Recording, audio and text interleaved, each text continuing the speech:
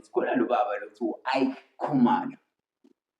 Mawuthi wamazwi u-Ike Khumalo mfethu baba is very smart and futhi uyayilahisa at the same time.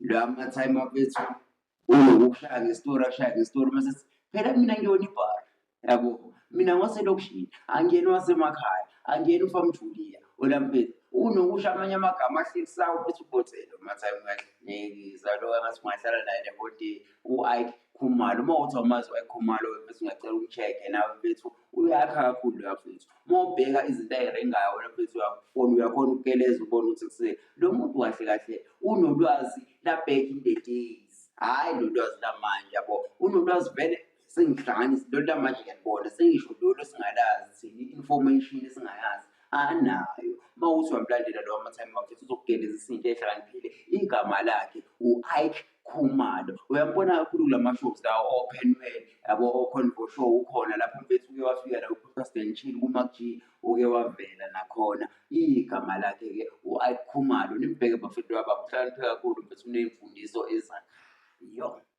Ngiyangitshela mfethu angihlali ngani. Ngiyafisa ukulandela ngithanda ukuthi sikusho namhlanje nakhu la. Nawe futhi ungakhomenta mawuthi ubhekile njengamanje le video, usubscribe, usho nawe singambheki esimele simlandele ukuthi ubani bafethu owakhayo oney'mfundiso ezakhayo njengabo Openwell Mlotshwa.